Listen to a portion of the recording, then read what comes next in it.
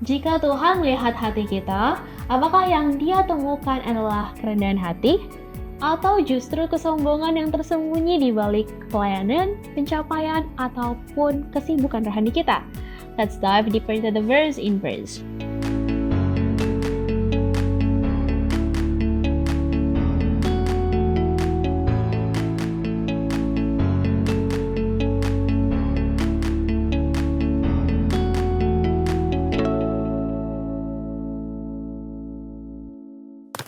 Selamat datang pada podcast Bible Study in Verse, dan kita sedang belajar dari seri Bertumbuh dalam Hubungan dengan Tuhan.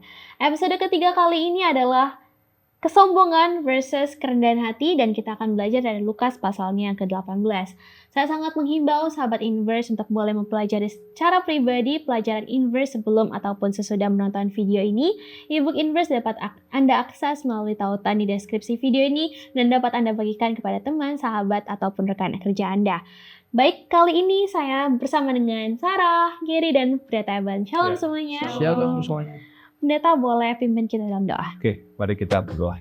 Bapa yang baik yang bertahta di sorga, beri kami pengertian, hikmat akal budi dari sorga ketika kami memperbincangkan dan mendiskusikan akan firman Tuhan. Bahkan ketika firman Tuhan ini juga diperdengarkan, Tuhan memberkati semua yang mendengar, agar kuasa dari firman Tuhan menjadi bagian kami, beroleh berkat dari pembahasan dan pengertian kami akan firman-Mu. Terima kasih Tuhan, dalam nama Yesus kami berdoa. Amin. Amin. Baiklah, kita akan belajar dari Lukas pasalnya yang ke-18. Sahabat Inverse boleh membaca selengkapnya. Kami akan membacakan ayat 9 sampai 14. Lukas pasal 18 ayat yang ke-9. Perumpamaan tentang orang Farisi dan pemungut cukai. Dan kepada beberapa orang yang menganggap dirinya benar dan memandang rendah semua orang lain, Yesus mengatakan perumpamaan ini. Ada dua orang pergi ke bait Allah untuk berdoa. Yang seorang adalah Farisi dan yang lain pemungut cukai. Orang Farisi itu berdiri dan berdoa dalam hatinya begini. Ya Allah, aku mengucap syukur kepadamu karena aku tidak sama seperti semua orang lain, bukan perampok, bukan orang lalim, bukan pezina, dan bukan juga seperti pemungut cukai ini. Aku berpuasa 2 kali seminggu, aku memberikan 1/10 dari segala penghasilanku. Tetapi pemungut cukai itu berdiri jauh-jauh, bahkan ia tidak berani menengadah ke langit, melainkan ia memukul diri dan berkata, Ya Allah, kasihanilah aku orang berdosa ini. Aku berkata kepadamu, orang ini pulang ke rumahnya sebagai orang yang dibenarkan Allah dan orang lain itu tidak. Sebab barang siapa meninggikan diri, ia akan direndahkan. Dan barang siapa merendahkan diri, ia akan ditinggikan. Amin. Baik, di Lukas 18 ini Yesus memperhadapkan ada dua orang yang sama-sama datang beribadah, tetapi pulangnya dengan hasil yang berbeda ya, Pendeta. Mengapa Yesus memakai perbandingan antara orang Farisi dan juga pemungut cukai untuk menjelaskan persoalan hati ini, Pendeta? Iya. Oke, jadi yang pertama mungkin ayat ini tadi berkata Yesus mengatakan ini kepada orang yang selalu menganggap dirinya benar dan menganggap orang lain salah. Saya pikir bukan hanya di zaman Yesus ada orang seperti ini ya. Mungkin di zaman sekarang pun ada juga orang yang hanya berpikir dan merasa dirinya benar dan semua orang lain salah. Mungkin kita juga punya pengalaman-pengalaman bertemu bersahabat dengan orang yang demikian. Nah, ya, di dalam kondisi seperti ini Yesus mengajarkan sebuah perumpamaan. Walaupun ini perumpamaan, tapi ini bisa saja menjadi satu realita yang terjadi pada waktu itu ataupun di peristiwa-peristiwa yang lain. Nah, di sini kita melihat ada orang yang menilai dirinya, tetapi apa yang dia nilai terhadap dirinya itu tidaklah sama dengan penilaian orang lain, apalagi penilaian Tuhan. Menganggap dirinya benar, tapi di pemandangan Tuhan itu belum tentu benar. Menganggap orang lain salah, tapi justru di pemandangan Tuhan, orang yang dia anggap salah itulah yang lebih baik dan lebih benar. Jadi ini kita perlu hati-hati bahwa cara memandang, menilai diri kita kadangkala tidak sama dengan cara Tuhan menilai dan mengukur diri kita. Termasuk cara kita menilai dan mengukur orang lain itu belum tentu juga sama dengan cara yang Tuhan pakai untuk menilai seseorang yang kita nilai itu. Jadi hati-hati, makanya dalam pelajaran ini menekankan pentingnya kita memiliki roh kerendahan hati, membuang jauh roh kesombongan, karena dosa kesombongan ini dosa yang paling tua yang pernah ada di alam semesta ini. Ini sudah dimulai dari mana ini? Dari sorga ya, dari Lucifer yang sombong dengan posisi dan kedudukan yang dia miliki. Amin. Oke, thank you pendeta. Dan Yesus menutup perumpamaan ini dengan kalimat yang sangat tegas ya. Barang siapa meninggikan diri, ia akan direndahkan, dan barang siapa merendahkan diri, ia akan ditinggikan. Mengapa prinsip kerajaan surga itu justru kontradiktif ya dengan cara kerja dunia menilai kebesaran gitu. Bagaimana meninggikan diri terlihat di kalangan orang muda saat ini? Iya, justru sekarang Flexing ya? iya harus pencitraan itu bagaimana image kita di dunia sosial, media sosial itu justru yang lebih penting. Apa yang kita achieve, bagaimana kita sekarang aja ya ini juga kok jadi pertanyaan sih pergumulan Pak Pendeta. Kadang apakah emang pelayanan itu harus dibagikan atau didokumentasikan? Memang penting, cuman apakah ini yang akan menjadi ketinggian bagi diri kita, tentunya di dalam kerohanian kita, dan juga mungkin pencapaian-pencapaian ya dengan majunya media sosial sekarang. Umur 25 apakah udah mencapai jangan kan 1M dulu, 100 juta pertama usia berapa? Jadi sering kali orang berlomba-lomba untuk terlihat lebih tinggi. Ya inilah jadi pergumulan. Apakah Tuhan menyukai orang yang tinggi hati, atau bagaimana agar kita lebih rendah hati? Itu aja. Iya, ini sebenarnya menarik juga ya.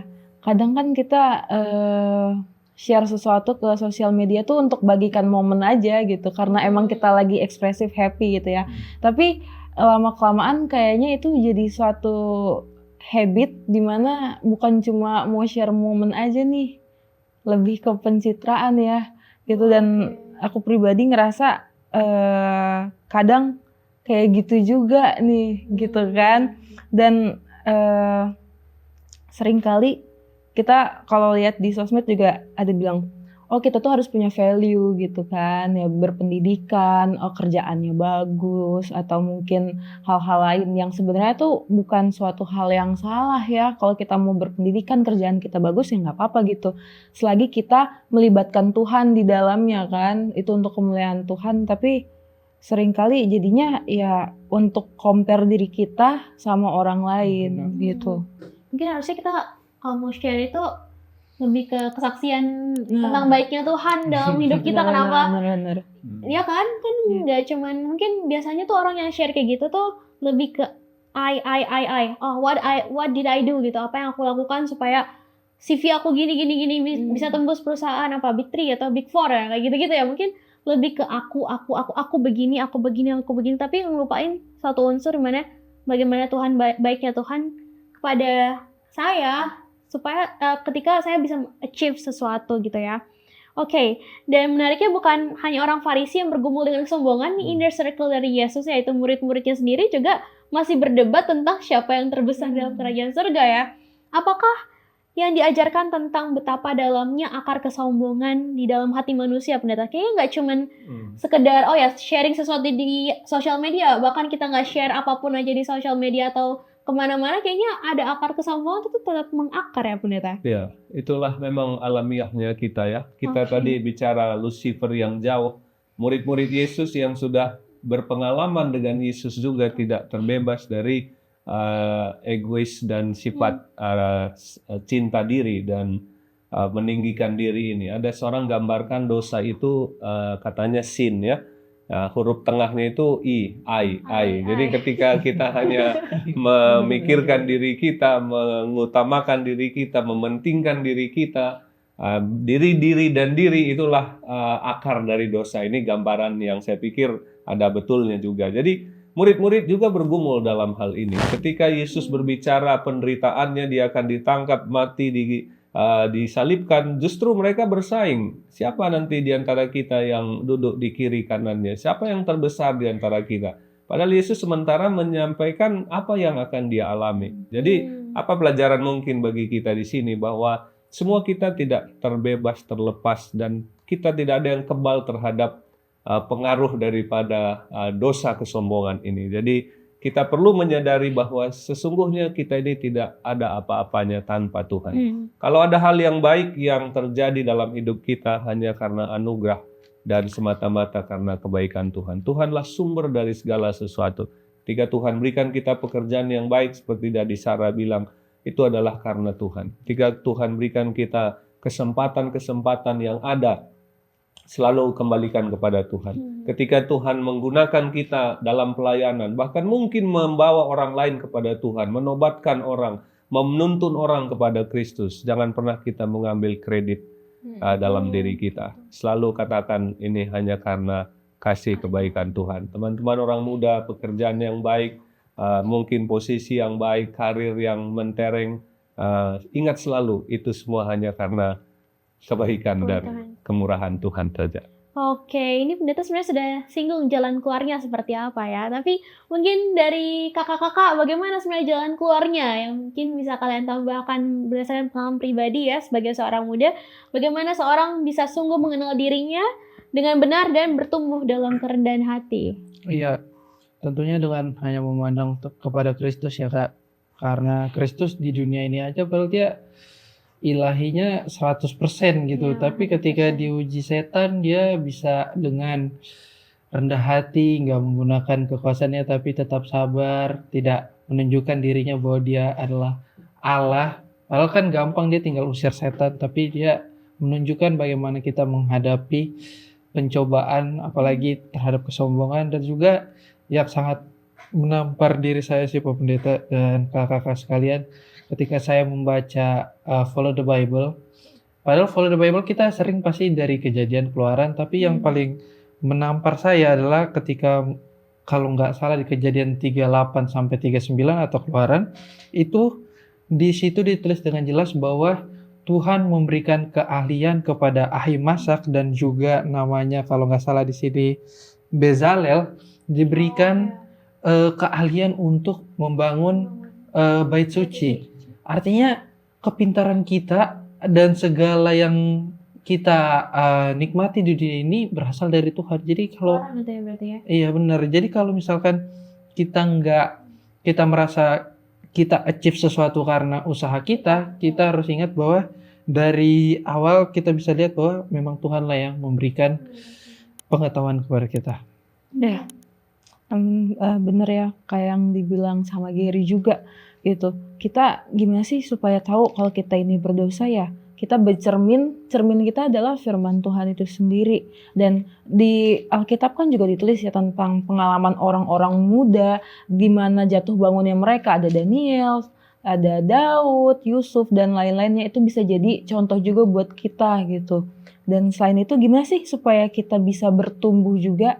Ya bukan cuma kita baca, kita berdoa, kita sadar, tapi kita juga harus mau dibawa ke dalam pengalaman gitu. Gimana kita bisa berenang kalau yang kita lakuin cuma nonton video YouTube tutorial berenang, tapi kita nggak pernah nyebur ke dalam air gitu. Jadi kita harus mau juga nih untuk dibawa ke dalam pengalaman, dan ketika sudah dibawa ke dalam pengalaman, disitulah kita akan bertumbuh. Harus ikhlas ya. Harus ikhlas juga. Harus tenggelam dulu. Wajar. Yang penting kita bisa mencapai karakter Tuhan. Jadi kita bisa memiliki kerendahan hati yang sejati apabila kita sudah menyadari keadaan diri kita yang sesungguhnya ya, dengan cara memandang kepada Yesus. Kita akan lanjutkan setelah satu ini. Bosen, ngantuk, malas, nggak ngerti. Apakah kata-kata ini keluar ketika kamu mendengar kata Bible Study? Belajar Alkitab harusnya menjadi suatu hal yang menyenangkan.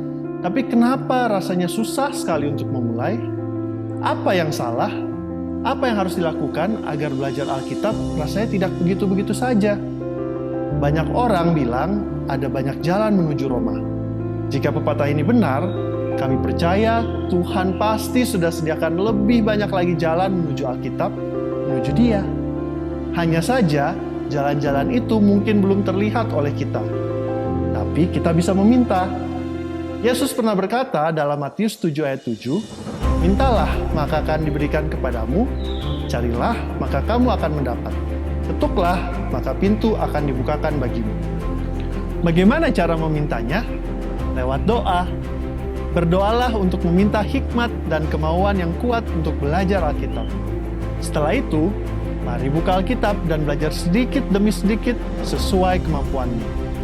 Jika kamu bingung mau mulai dari mana, Inverse Indonesia memiliki Bible Study Guide yang bisa membantumu menentukan apa yang ingin kamu pelajari. Semua dikemas dengan bahasa yang mudah dimengerti. Inverse juga berusaha keep in touch untuk menemani kamu belajar Alkitab. Ada sosial media, diskusi melalui podcast.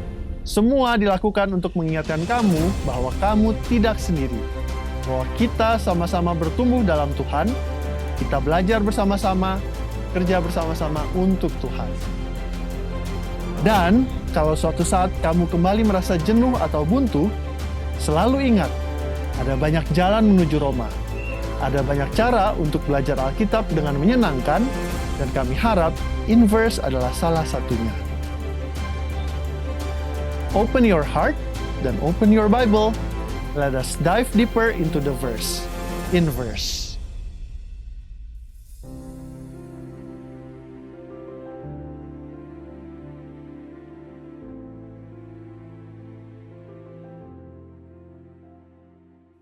Terima kasih sahabat Inverse untuk tetap bersama-sama dengan kami. Mari kita lanjutkan dari sisi yang lebih praktis. Banyak orang muda yang mungkin nggak ngerasa sombong gitu ya. Tapi kesombongan tuh sering muncul dalam bentuk yang lebih halus mungkin. Yang kita sama sekali nggak sadari juga. Menurut pengalaman Anda, seperti apa bentuk kesombongan yang paling sering muncul dalam kehidupan rohani orang muda saat ini? Ya, kalau untuk orang muda secara rohani pastinya haus pengakuan sih, Kak. Kayaknya itu udah mekanisme pertahanan manusia banget untuk ketika dia merasa dirinya rendah, pasti kayak, aku juga ada kok kelebihanku, aku achieve ini, aku pelayanan, sering kok di gereja jadi pegawai juga di gereja, atau juga aku ikut selalu ke charity atau pelayanan sosial yang diadakan. Ya itu tanpa kita sadar, ya itu menjadi kesombongan. Ya walaupun mungkin maksudnya nggak sombong, tapi tentu ada ngerasa bangga nggak sih dalam hati kan, kayak wis gue nih rajin nih, pasti siapa sih yang nggak tertarik, masa nggak tertarik sih, kayak pasti kan ada kan normalnya manusia kayak gitu kira-kira. Ya, jadi yang paling berbahaya ini yang Yesus tekankan juga di bacaan ini adalah kesombongan rohani ya. Menganggap diri kita ini jauh lebih benar, lebih layak, dan orang lain lebih tidak layak atau lebih inferior dari kita. Dan tanda-tanda ini dikatakan ketika kita tidak mau ditegur, ketika kita tidak mau diingatkan, ketika tidak bisa dinasehati, merasa diri benar, ini hati-hati. Jadi jangan kita juga orang-orang muda menjadi Tuhan yang menghakimi dan menilai kehidupan orang lain. Menganggap seperti orang Farisi tadi kan, itu orang yang sana tidak lebih baik dari saya. Dan belum tentu seperti itu penilaian Tuhan. Dan memang ini dosanya orang Laodikia memang seperti itu, kata Yesus juga di kitab Wahyu ya. Kita sebenarnya miskin, buta, dan telanjang, tapi kita anggap kita kaya. Orang lain kita anggap buta juga miskin, telanjang, tapi justru ya sama dengan kita. Tapi justru Tuhan menilai orang itu bisa lebih baik. Jadi ada yang mau saya tekankan di sini adalah hati-hati dengan kesombongan rohani. Ketika firman Tuhan menegur, menasihatkan kita, kita tidak mau dengar, tidak mengeraskan hati, itu artinya kesombongan rohani. Ketika kita merasa tidak ada lagi sesuatu dalam hidup kita, kita perlu ubah, kita perlu baharui. Tapi saya percaya anak-anak muda, orang-orang muda selalu bergumul dengan kelemahan-kelemahan mereka. Itu masih jauh lebih bagus. Ketika kita menyadari masih ada kelemahan yang kita gumuli, itu justru lebih bagus. Artinya Roh Tuhan masih menegur, mengingatkan. Tapi ketika ada orang yang merasa tidak ada lagi sesuatu yang dia mau ubah dan baharui dalam hidupnya, hati-hati. I'm perfect enough ya. Ya, jadi disitulah tadi menurut perumpamaan ini dia anggap dirinya benar, orang lain semua salah. Jadi semua kita, saya percaya, selalu bergumul dengan kelemahan kita. Itu artinya kita masih memiliki roh kerendahan hati yang walaupun itu tetap kita berjuang untuk kita terus bertumbuh dan reformasi dan revival dalam hidup ini. Amin. Oke, tadi itu sudah pendeta singgung sedikit ya, bagaimana memang sombong itu membuat orang merasa cukup. Ya, pendeta cukup untuk, ya sudah, aku sudah perfect enough, saya sudah cukup dengan hal ini aja gitu ya, cukup dengan dirinya sendiri.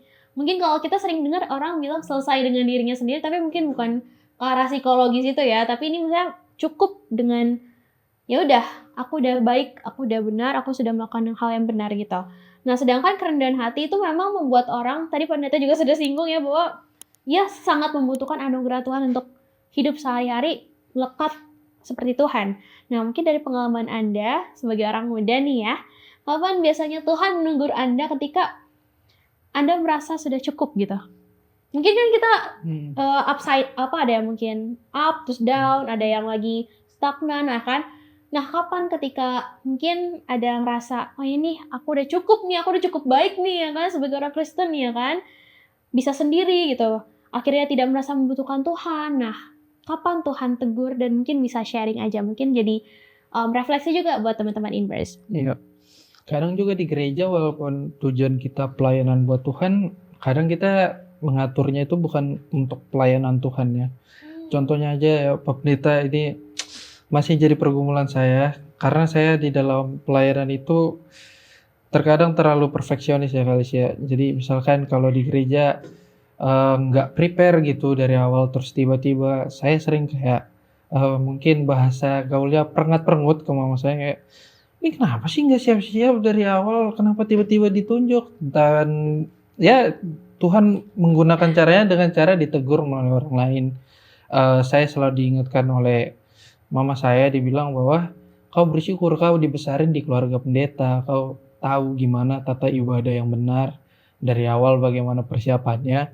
Mungkin mereka-mereka itu yang kau anggap udah lebih tua dari kamu itu, mereka nggak menerima privilege kayak kamu. Jadi bukan berarti kamu harus samain bagaimana cara kau berpikir dengan cara mereka berpikir. Jadi coba untuk memahami keadaan orang lain, dan itu ya masih saya bawakan dalam doa. Mungkin ketika suasana hati baik mungkin bisa dimaklumkan. Tapi ketika mungkin kita sedang pergumulan, tiba-tiba tidak sesuai, terus kayak ngerasa Tuhan jauh, mungkin itu masih sering menjadi tantangan di dalam hidup. Thank you for sharing, Jerry. Ya, kalau aku secara pribadi dalam pelayanan yang dilakuin tuh mungkin lah contohnya mengunjungi orang gitu kan. Aku suka banget ngobrol sama orang, suka banget ketemu sama orang baru gitu, dan menurut aku, oh iya, aku udah cukup ekstrovert nih, udah cukup banyak omong, jadi boleh lah, gampang lah kalau mau melawat, mau berkunjung gitu. Jadi sangat ngegampangin dan kurang berdoa.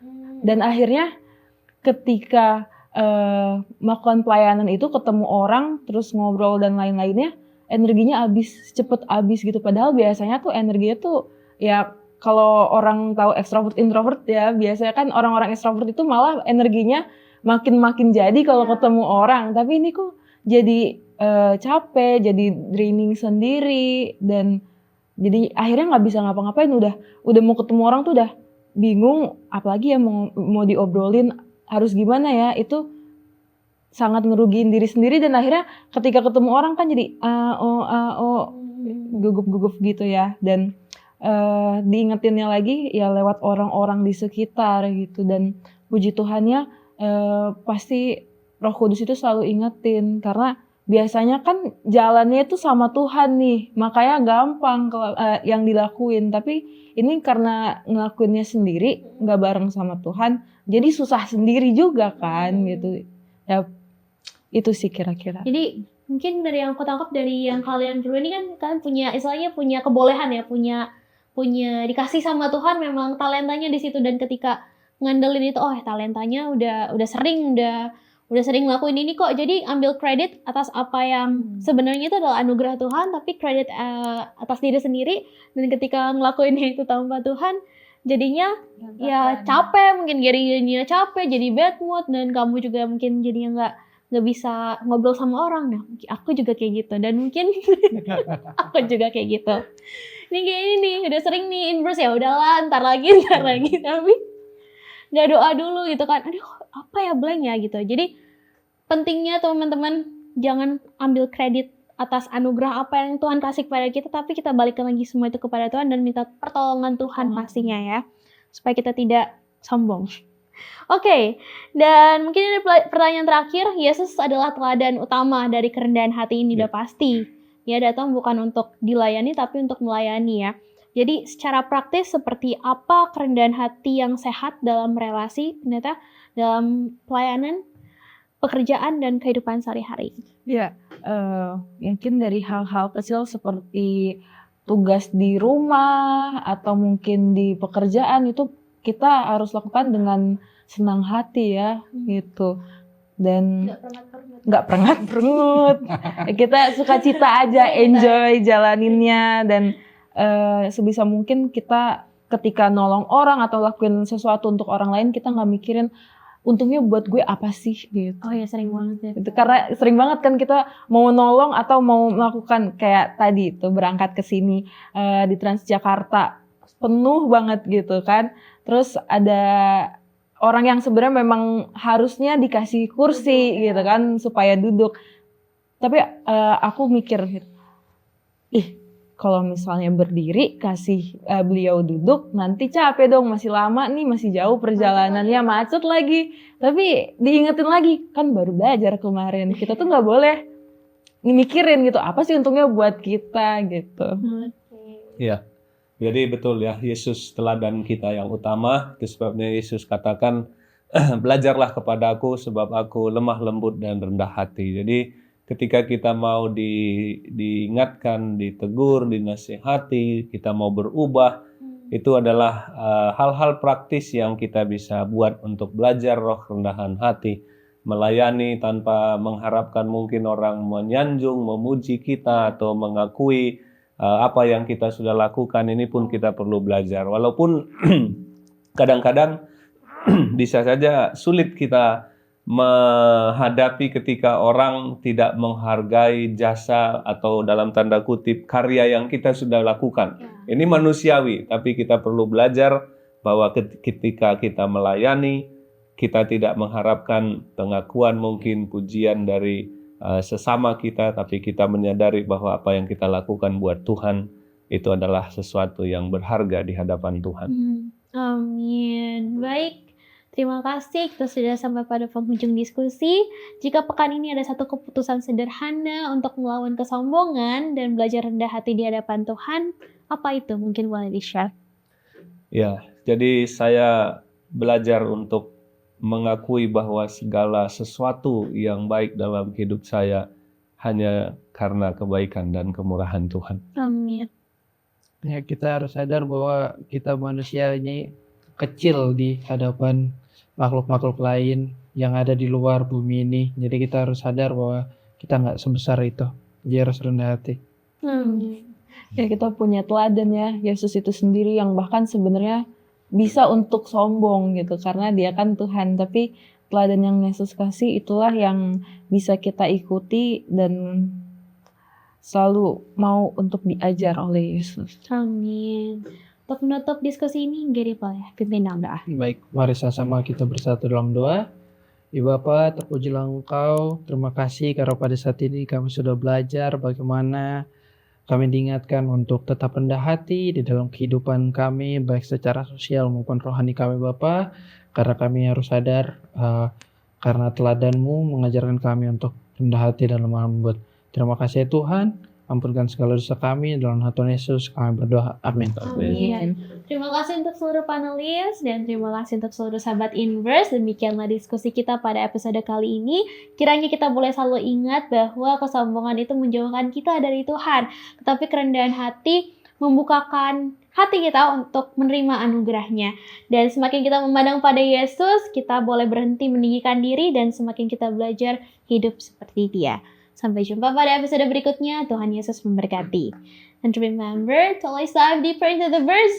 Inverse. Bye. Bye.